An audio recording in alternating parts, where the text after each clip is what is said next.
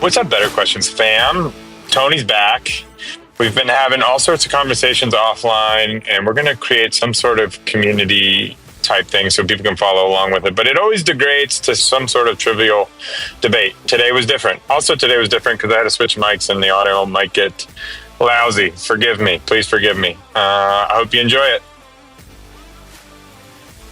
All right, T-Money. So first of all, I'm going to open this one different than the other ones. Like, I've realized that my tone has been off for this whole exploration. You know, a lot of these conversations have been like super remorseful because we deteriorate into this litigating of theology and all. And like, I want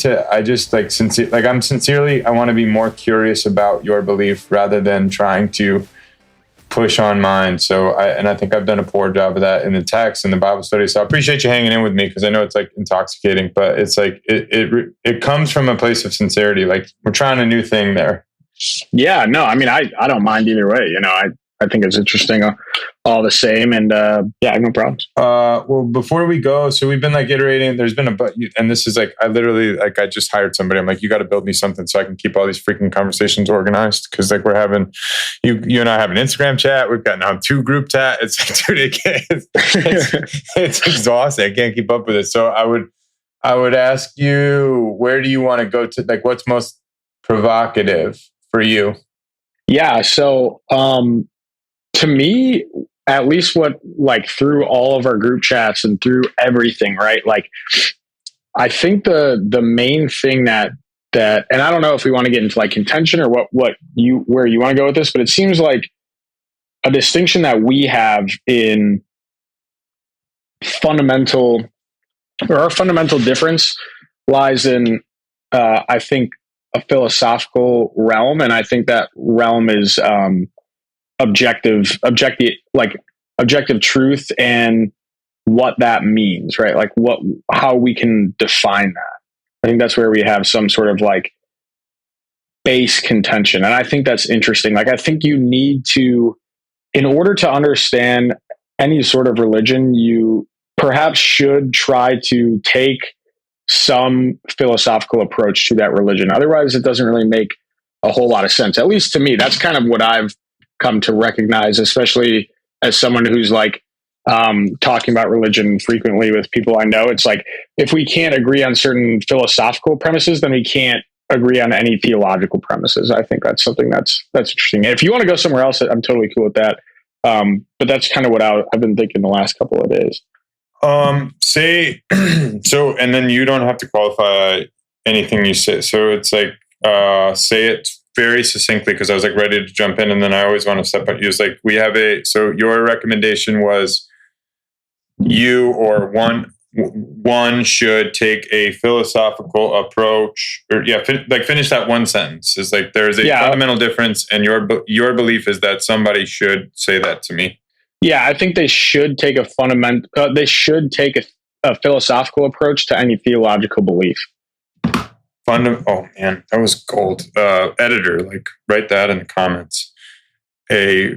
So the human, we'll call him the human, so it's not human should take a philosophical approach. Finish that again. The ending of that was really good. I think it said to any theological truth or understanding. Any theological. I think just understanding. Yeah, Can you predict what I'm going to ask you? This is great.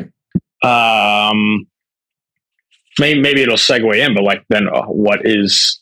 Maybe not. Actually, I'm not sure. That's what I was going to ask. Is like, what does that mean? So I'm like, generally speaking, I'm like, yeah, I agree with you. And then mostly I'm interested in how my approach is not philosophical. Or like, and you're not saying that it isn't, but I'm understanding that. I'm not. Yeah, I'm not saying it's not. I'm saying I think some of it, like, it might stem from different philosophies, but at least there has to be some philosophy there. But to like explain what I'm saying, right, is the human experience is like pretty easy to just kind of like go on cruise control and just accept what you understand to be true as just sort of how it is. You don't put any thought to it. And when I remember, like, you know, when I first started looking into philosophy and stuff, you start talking about things that you hadn't considered, and you're like, wow, it's way harder to define certain aspects of my own reality that I know to be true. It's hard to like define them verbally, or it's really hard to write down exactly what you're trying to say. And so the first thing that always comes to mind to me is like, do people or like, generally think that there is a difference between good and bad? And I think if you want to get into any theological discussion, you have to start there, because if we can't agree that there are fundamentally, objectively good and bad things, trying to understand at least Christian theology is going to be really difficult. Very, very difficult. You know, it is interesting. I want to take a moment of pause in case people are listening to us for the first time. I think this is do you know? Is this the fifth one, sixth one? Do you have any idea what number? 5. I think 5. 5. So we've done 5 of these, and I think other than the first one, you and I end up 90% on the same page, maybe 95%. And then in all of our texts, we end up squabbling about nuance. So like, I think fundamentally that's been life-giving to me, because I think that's the nature of the world too, right? As you see 90% squabble, whereas I think there's 90% agreement. So I agree with everything you said. And something else that's like really interesting that I want to like put into the world is like, I ask people this question and it's fun for me, because I believe, and you can tell me I really want to know where you see me deviating from a philosophical approach, which I'm going to ask you to define that too. But like, everybody knows they don't want to be a loser, but nobody takes any time to define a loser, right? And then I run this other podcast where I'm talking to people, and I always ask like, they're leaders, arguably, they're leading people, and like they can't, like I'm like, define good leadership, and then like, okay, does Hitler qualify, right? It's like, and so like. So yeah, I agree. We need to be deeply like, I think it's so funny, dude. If you told me in college that 35-year-old me was going to be having philosophical conversations or consider himself somewhat of a philosopher, I don't. But it's like, I would have said F that loud and clear. But so good and bad, like before we do it, let's talk about, so good and bad is a definition that we need to come to a common understanding of, because like, quite honestly, you can't move forward. I mean, it's for the argument of what you're saying, like it's hard to move anywhere forward until we define that. But like, let's go to your original statement. Humans should take a philosophical approach to any theological understanding. Okay, so what is philosophy? Like, I don't even know what is that? When you say that, what do you mean? Yeah, I mean, when I'm talking about philosophy, I mean in the sense that like you need to engage in some sort of intellectual investigation into whether or not your core beliefs are even founded upon anything that it resembles any sort of like human intelligence, like human consciousness, right? So like I brought up good and bad because that's like a fundamental one in religion, but I think it goes even further than that, right? We have to talk about, is there anything, because when we're talking about good and bad, right, I would start arguing that there are objectively good and objectively bad things. And now I'm really going to sound like a philosophy teacher, even though I'm not a teacher at all. And I'm like pretty relatively like mediocre with my like classical philosophy and stuff, but I'll sound like a philosophy teacher here. But like, we need to go back one step further and talk about, is there any objective truth? Is anything objective? Like, is anything definitive? It doesn't matter who's thinking about it, what mode or medium we're talking about. Like, is this a truly objective thing? And I think getting into that, once we can identify, or once we can come to the conclusion that there's something objective, and for me, as someone who's theological, it always comes back to God. And this is what's so beautiful about religion and Christianity is God sort of hints at these things all the time, right? Like God says he is the way, the truth, and the life. And so like when you talk about God and as these forms, and we could get into what forms are, like God, there is no love without God. Like God is love. There is no goodness without God. Like God is goodness. And those are philosophical things, but we'd have to start with, is there anything that's intrinsic? Is there anything that is definitive and objective? And I think, I could get into that a little bit, but that's sort of where we would have to start, even before good and bad. So I want to rewind, because you said something, define philosophy one more time. I guess like my definition, or the way that I'm like using it, I wouldn't like say this is my, like, if I were going to write down a definition, this is the way I use it, is that philosophy is important because you need to have a fundamental basis upon which to found your religious beliefs.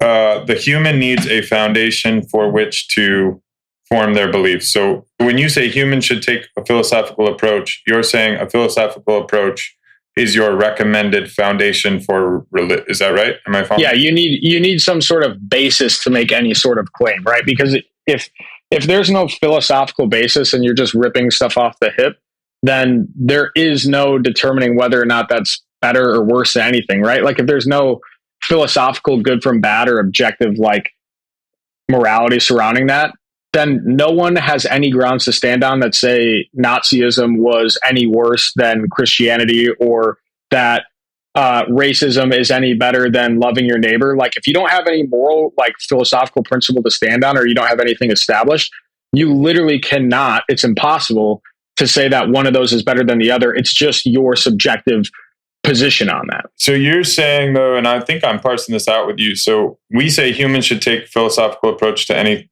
theological understanding. And in your eyes, philosophy equals foundation. So would it be a more accurate statement to say humans should establish a foundational basis for their theological understanding? Because like philosophy defined by Claude is the study of fundamental questions about existence, knowledge, values, reason, mind, and language. So taking a philosophical approach would just say you're just exploring at a deeper level, in my opinion. So you would actually say humans should establish a foundational basis. That's interesting. Really, for any of their beliefs, whether it's even if they're not religious, like I still think people should have some foundational philosophical approach to their life, right? Because if you don't, and I mean this in a philosophical sense, nothing matters.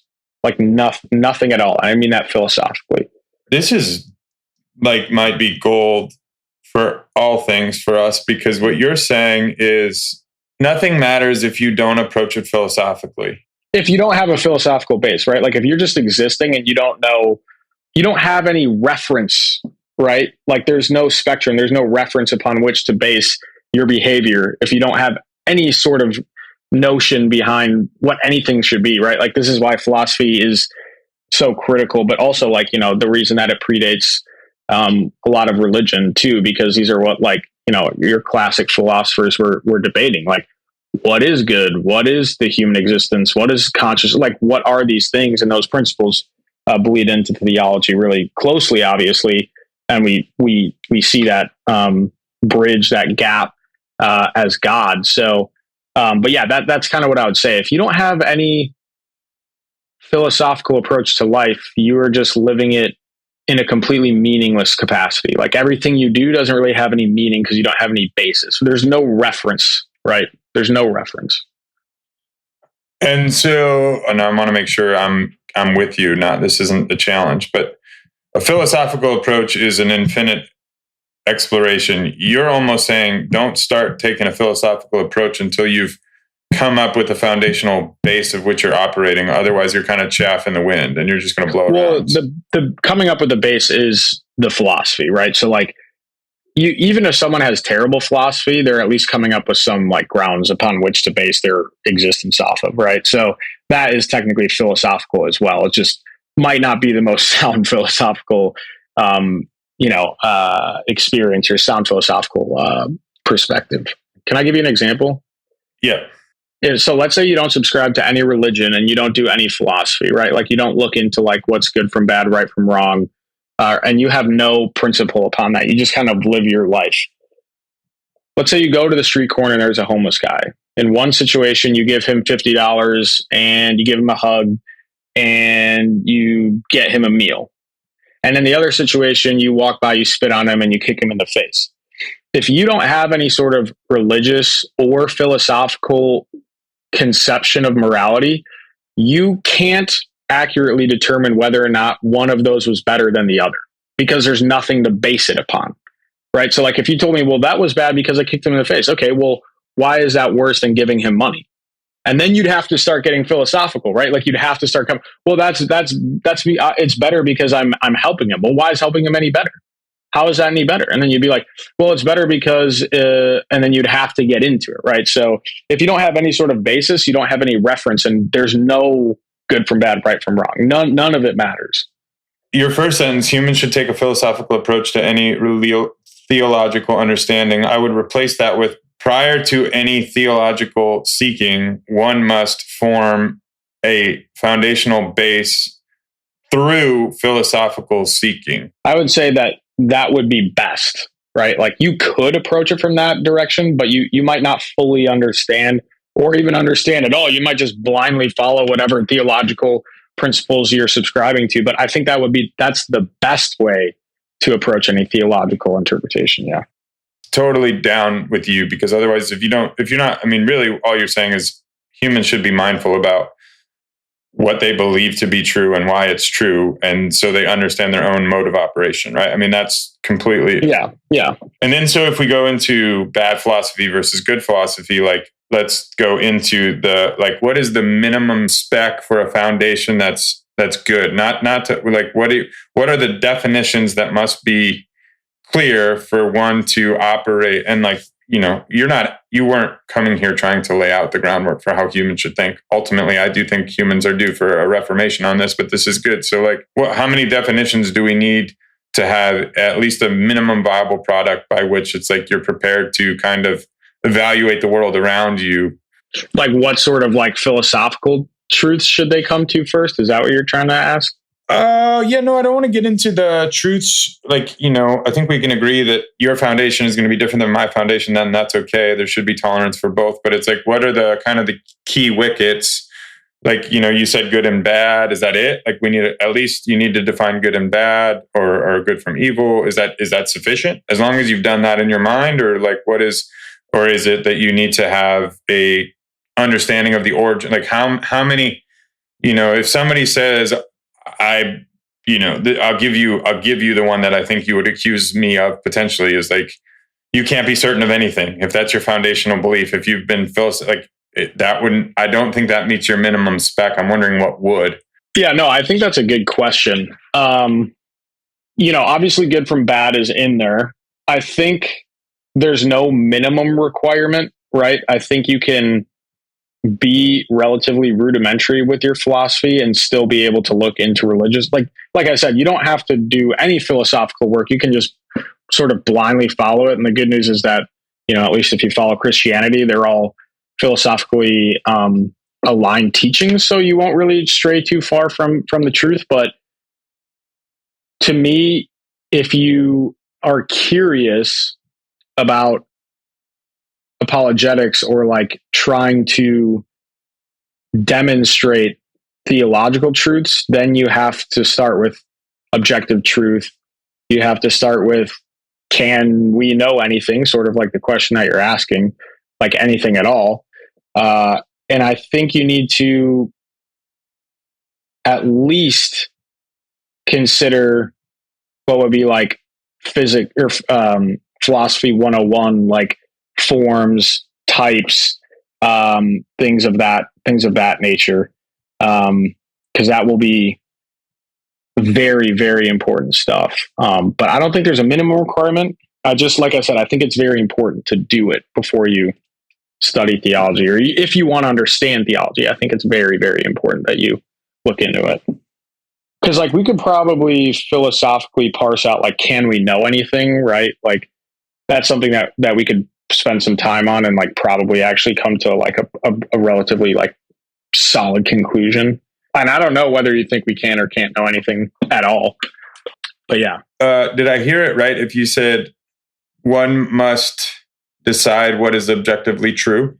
No, you should study objective truth, right? Like you should look into what that means, because if you don't understand anything to be objective, and some philosophers might argue that that's good or bad theology, you might have a hard time understanding certain religious principle. Did you study philosophy or any of this? I mean, I took like elective classes because I thought it was interesting. But I also think, once you start researching teachings of, and I'm only speaking from a Catholic perspective, like I like to question all of like the beliefs I hold because I think that's interesting. I also think it's like important to like know and understand what I believe in. And once you start questioning Catholic faith traditions, you end up at philosophy like very quickly, like almost immediately. So If you really take any critical eye towards Catholic teaching, it's very, very closely aligned with philosophy. So you get there pretty rapidly. I'm parking that because I'm like, so you said like, if you interrogate the Catholic Church, you will arrive at a conclusion.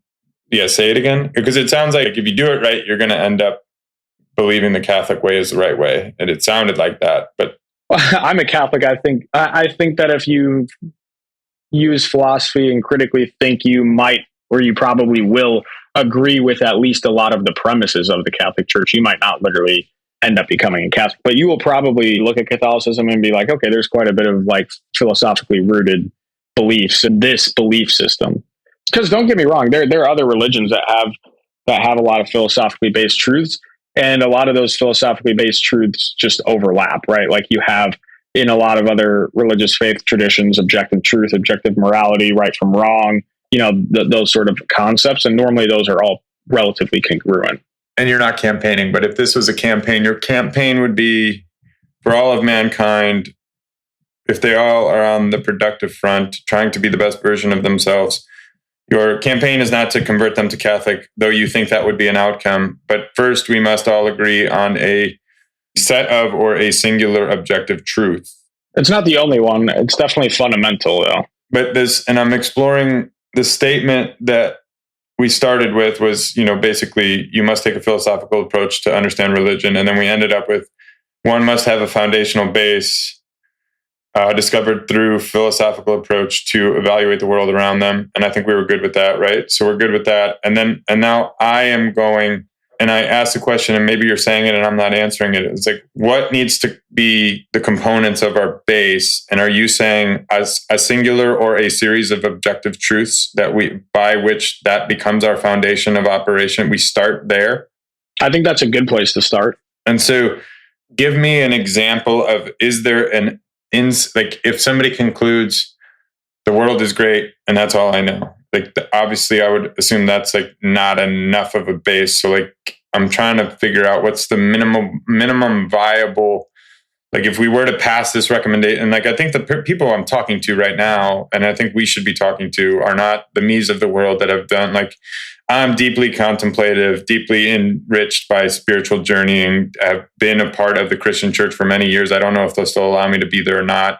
You're somebody that's in the Catholic. So all of the faith seekers understand some sort of philosophy because they've subscribed to one or the other, right? And so if we're talking to somebody that's saying no, and now we're painting up, particularly, I assume we're saying this is a more attractive way of life. This is something you should be drawn to, not a set of rules for which we're trying. So we're not trying to restrict you. So assume we're going to give everybody that's pursuing some sort of faith tradition a pass on this because they've done some philosophical thinking that has arrived them at a conclusion with a base that aligns with an ideology, right? All of that is their end zone, and we can attack that later. For now, those of us that are walking through the world having not subscribed to any ideology, although, right, in not subscribing, we're subscribing to a different ideology, and your caution would mirror mine, is that's a very dangerous place to be because where do you set up? Where did you get your rules of life? So what's the minimum viable product for non-believers to approach what I would call enlightenment? I think we're on the journey to enlightenment. You've been enlightened by your faith, as I have mine, and mine continues to evolve. What do they need and why? Assume they're going to be antagonistic towards you. Is no, I don't need to define anything. I'm just going through life. And you're like, okay.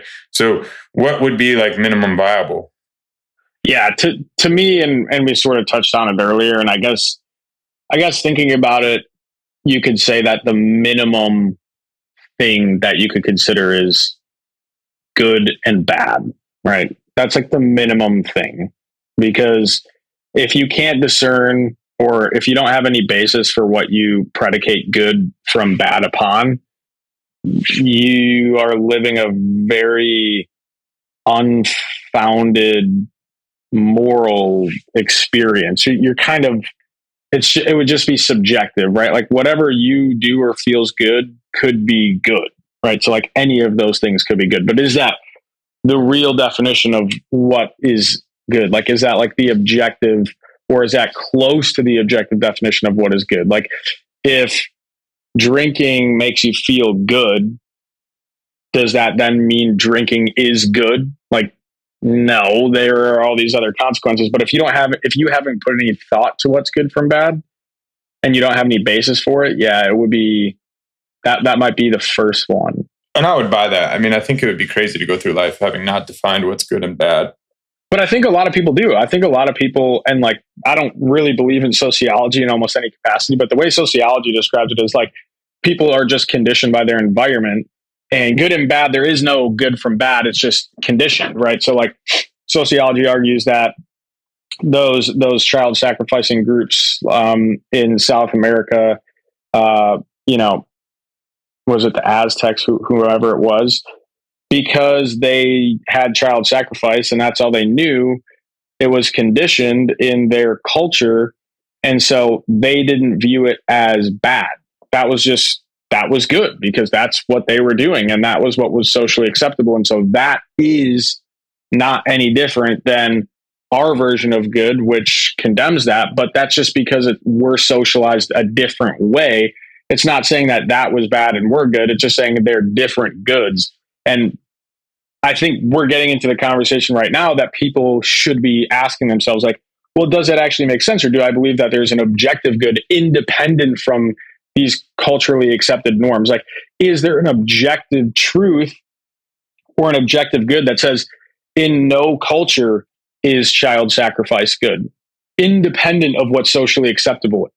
Is there a definitive good, right from wrong, good from bad? That's sort of like what I'm saying. Like, people should be asking that question, because and this is the kind of the way that I would refute that point is, if that were the case, then slavery was good because that's what was socially acceptable. You could say racism was good because that's what was socially acceptable. You know, you could go down to all these things, and then because you don't have any objective good to predicate your premise upon, you actually are incapable of telling me that it's any different. It's impossible unless you have a basis to go upon of what's good and bad. You can't tell me that those weren't good. It's impossible to do unless you have you have some sort of frame of reference. So I think that's why it's important for people to look at that first, because otherwise you're just going to be socialized, and whatever, you know, you were raised, you just accept as good and bad, and it could be wrong. And maybe those people were that way as well. They weren't thinking about it.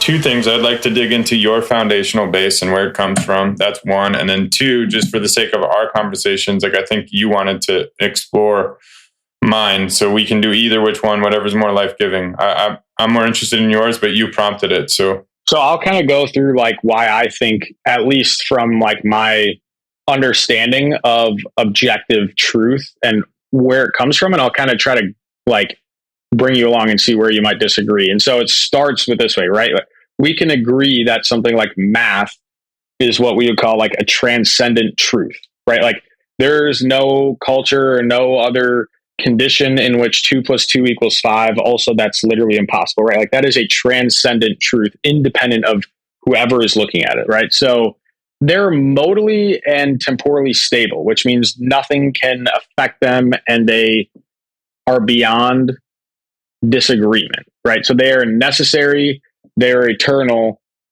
they're never changing. So we can say that they're objective, right? You have objective truths in math. Obviously, there are things in math that sort of defy logic. Like, you could say that they're technically infinity numbers between 1 and 2, because you have 1 point and then as many decimal places as you want, right? So there are some paradoxical things in math, but generally, right, math itself is modally and temporally stable. So they're necessary and eternally objective, right? And so this is kind of where it goes into St. Augustine, who's a Catholic philosopher. And he says, basically, then there must be a transcendent ground, right? There must be a transcendent space, and not maybe a physical space, but there's a transcendent zone of transcendent truth, right? Because we have one, so there has to be a space. You can't have a thing it's without space, right? So there's a transcendent ground. And this is what Plato, this goes back to classical philosophies. He calls these the forms, right? So like, the forms are basically the simplest way of explaining forms. Forms are like the concept of something, right? So like a chair. It could be like a chair has four legs and it has, somewhere to sit and a backrest. Okay, but there are chairs that don't have a backrest and there are chairs that have three legs. Also, desks have four chairs and a flat surface. So how do you know the difference between a desk, a chair, a bed, and a coffee table, right? So the form is the transcendent concept of what you're talking about. So like my chair doesn't have legs. It has three wheels that come off a piston, but anyone would look at this and be like, that is a chair. That's not a desk. That's a chair. And we're able to identify it's a chair due to its philosophical transcendent form, right? So it gets really interesting, right? So like, this is where you'd be talking about like, okay, Kevin, write for me a definition of a table. And you would write down whatever you'd write down. I could probably be like, okay, that would also qualify as a chair or any other thing. Like that could qualify as a countertop. That could qualify as a bed nightstand. It could be all these different things. So it gets interesting once you get into the forms. But anyway, there's skeptics who say that how can we know, especially because we are contingent and finite beings, right? So like contingent means like we are reliant upon something else. Like, right, we rely on other things for existence. We're also finite. We don't last forever, at least, as humans. And so skeptics will say like, how can we know transcendent truth when we're not transcendent? How can we know? And basically, this is where Augustine couples it back and he says, God is the medium between cognizant, contingent, finite beings and these transcendent truths. So God is the one that allows us to know or understand virtue and vice, transcendent truth like mass, and these transcendent thoughts and ideals, the ideas, the ideals, and everything. And God grants us that power to partake in those truths, right? So like, we are not transcendent. There's a bridge between us and those transcendent things as finite contingent beings. And God is the bridge that allows us to engage between those transcendent truths and our finite contingent experience. And so that itself is an Augustinian way of explaining at least that they're transcendent ideals, thoughts, and then that will go into transcendent morality, transcendent good, intrinsic good, things of that nature, right? So we believe that because we are able to interact with them, our agency or our ability to interact with them is because of a God who enables us to actually do that. Otherwise, we wouldn't really be able to be in touch with those transcendent beliefs. So let me make sure I got it. So you went through Augustine and Plato comparison, and the essential summary is we're in a finite contingent state, bridged by God or the eternal or the infinite into the transcendent truths that are the only one that we can reference, that we can all understand, is math for now. Well, easily, right? Easily. That's one that we can all easily agree upon. And so someone who believes in objective truth or objective morality would say morality is, right, akin to math in that transcendent ground, right?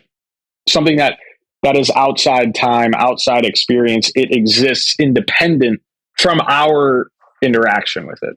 And so, and is that your base? Is that your foundational? That's a very deeply contemplated base. Yeah, that's my foundational base for objective morality and objective truth, right? And then it would, that plays into everything. That plays into what a chair is. That plays into what I think of God, right? Because we call God truth. We call God love. And God is a transcendent, non-contingent being, right, that we are able to interact with. And so God is part of that transcendent ground as moral characteristics of love, truth, certain identities.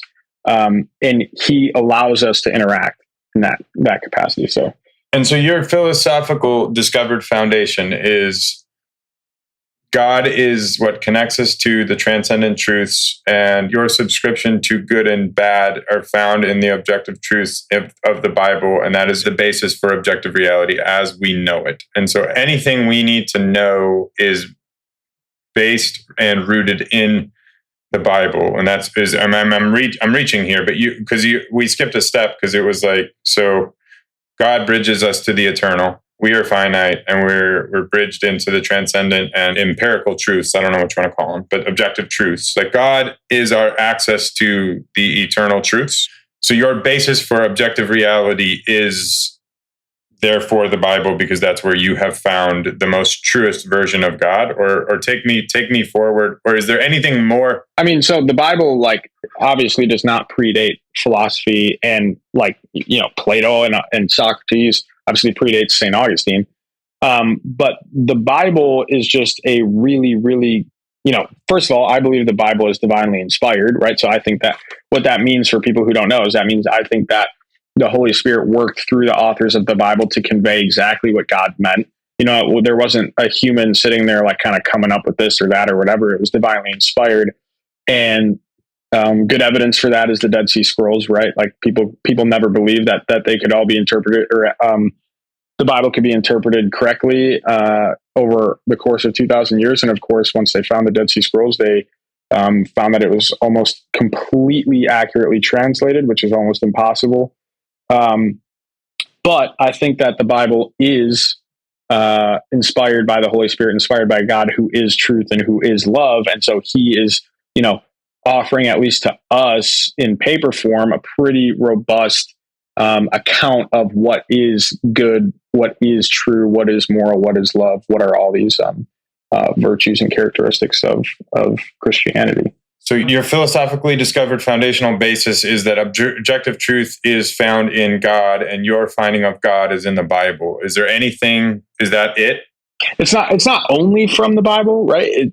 Everything up until like the last part, I would agree with. Yeah. And so you would say that God provides us the best version of objective truth and objective reality, and then your version of God is most found in the Bible and competing, the catechism and that ideology has revealed to you the God and the transcendent wisdom, the transcendent truths.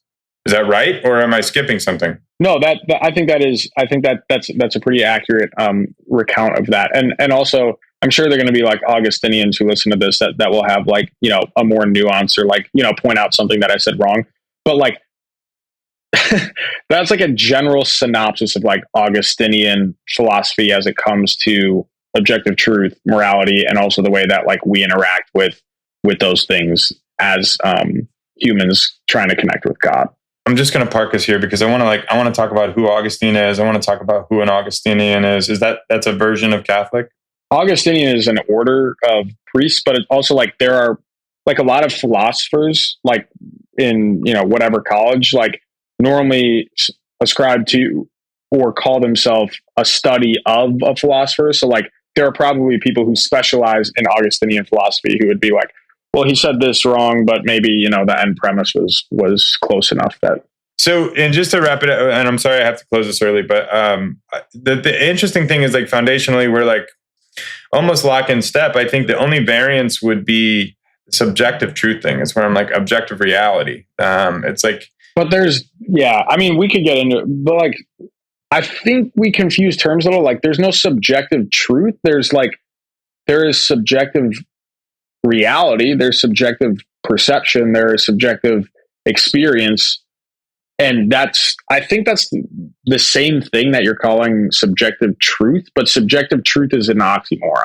Well, yeah, to get everybody up to speed, I mean, this all started at our best friend's wedding where everybody was out dancing and getting drunk and we were arguing philosophy at the dinner table. But like the idea that we are competing with here is there an objective truth or not? And I had speculated something and you had said that I can't even make the statement, but I'm like, I mean, the objective reality is only experienced through our subjective experience of it. So therefore, we can't ever have your objective truth and mine may or may never line up, but doesn't mean that it doesn't exist, but we can't experience it. Well, yeah, not our subjective truth, maybe our subjective perception or subjective reality. Like what you just said right before was totally philosophically and like perfect, right? Like we will have different subjective realities of an experience of an objective truth, and they might never align. I completely agree with that. So we agree that there is any number of objective truths. There's just something, there is, we don't know how many there are. We can never know all of them.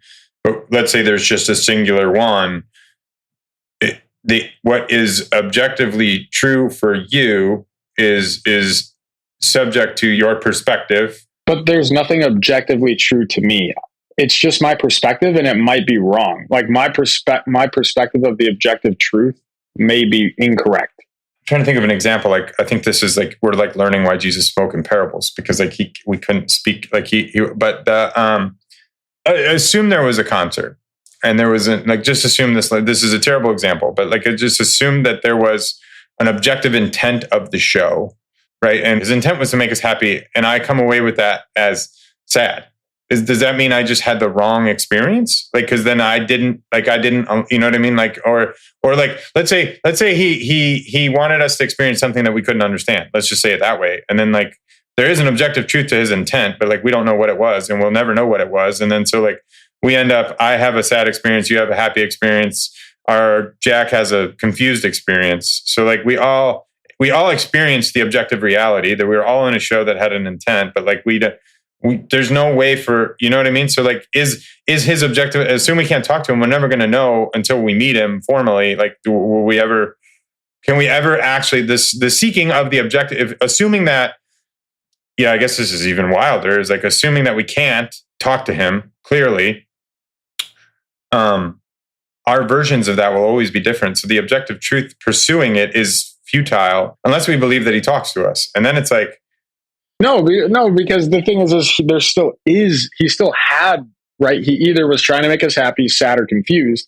We all had different experiences, and he did have one. We might not know what it is, but there is benefit to us coming together after the concert, you being happy, me being sad, and Jack being confused, and us talking about it. And you're like, man, I really walked away sad. And I'm like, what about this, this, and this? I mean, that seemed more like what he was trying to get at. And Jack's like, I don't know, I'm confused about both. There's at least benefit to us talking about them and maybe trying to come together to figure out what he really did mean. What was he actually trying to convey? I think there is benefit to that. I think that's what we should be doing. Because if we try to figure out what he was trying to say, and we could be wrong. We could be wrong. But at least we came together and tried to figure it out, because I think that is important. Because then we just went to the show for no reason. We went to the show and we're just like, it could have been happy, could have been sad, but what? Assuming we can't talk to him, and we can never know, like we can talk to him, but it's in a weird, we're all going to talk to him different, and we're never going to exist in the same, the closest thing we have is life, which is existing, right? And comparing our life notes and going to the concert. But like, the pursuit of a commonly held understanding of the show is a fool's errand unless we can define it certainly. Otherwise, it's like, and I don't mean to say it quite like that, but because like we can't really know. Like it is more interesting to compare our notes and our existence and our perception of what it is. But the moment we say that this is the only thing that can be true, like we have authored it. Yeah, no, I think that's interesting, and I think the like contention I'd make here is right. The performer had an intention, and he wanted us to feel one way, right? He wanted us to feel the way that we might not be able to talk to him, but let's say he wanted us to feel one of those three ways. I think that trying to identify, based on all of our experiences, which way was the way that he intended us is a noble endeavor, because we're trying to figure out which definitive way the concert performer did have a definitive way he wanted us to feel. And I think it's important for us to try to identify which one that is, because if you go off sad and he wanted you to feel happy, man, that's not going to be good, because that's not the way the performer wanted you to do it. If Jack's going to go off confused and he wanted, us to be sad, and Jack's going to go off and just be like, well, I'm just confused. And I don't think that's good either. I think we should try to identify what that performer wanted us to take away from it. Because otherwise you just go there and you just kind of listen and you just go your own way. And you're like, oh, I'm sad and that performance sucked and I hated it. Or I'm sad or I went to the performance and I'm really indifferent and whatever. Like, unless you try to identify what he was trying to get across, it's just kind of futile. So I think we are ending up locked in step, but what if his intention was only to give us something to wrestle with and not to come up with and I think the only, I think it's a word, I would agree with you. Like, we should be wrestling and trying to discern the intent of our creator if we believe there is one. And it sounds like, we agree there is one. I think the thing that and this is really our contention here, is like, is it okay if the truth is indiscernible?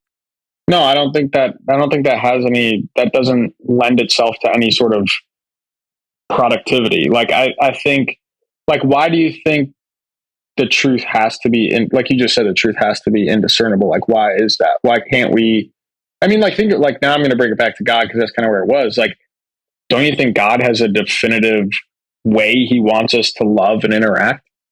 Well, and yes, my answer is yes, of course. I guess my question, what I should say, is it discernible?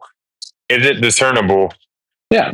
And yeah. what if the discernment was, I put this show on to give you something to think about and talk about and wrestle with? I don't think that's bad. I don't think it's bad to wrestle with like questions or like trying to figure out what God wants, but I still think there is an intent, and I think it's good to try to figure out what it was that he's trying to get across. But I don't think it's impossible. I don't think it's impossible to then identify really because that's like a pretty, like, right now we're at like a very, very massive, there could be any number of messages he's trying to convey, but let's just like boil it down to like loving one another. Like, there is, I believe, and I think you would also agree, that there is a definitive way that God wants us to behave in love with one another, right? And I think that there is an answer, and I think that a lot of the answers are in the Bible, right? Sacrificial love, like, how to interact with your family, how to be the head of a household, how to be a productive member of society, but also in the Beatitudes, how to engage with one another. And I think that this is why we always say the Bible is divine revelation, right? Like, God revealing his intention for us, and then us being able to know at least part of the truth and part of what he wants us to know. Yeah, I think the thing, like, just as a lost leader here, that the thing that I think upsets us with each other, not upsets, but where is like, yeah, you find it discernible, I find it impossible to discern objectively. The gold is in the journey, would be what I would say. Mm-hmm. Yeah. Tony, thanks for coming. Thanks for hanging with me. I love it, dude. So thanks for hanging with me. Yeah, absolutely, man. I really enjoy these conversations too. And we'll have to continue this one, because I think this one was getting somewhere. Well, we always get somewhere, but I think this was a good one. So. No, we got somewhere farther because you prompted it instead of my freaking prideful ass. That's why. So good on you. I don't think that's true, but all right, man. It's better when Tony prompts things. I need to say less, question more. I think the whole world needs to do that. Thank you to the Pineapple crew for all the production and the support. Thank you to the audience for listening. Tony, thanks for coming. Fill out the survey. If you like it, comment, like, subscribe, do all that jazz. And we'll see you next time.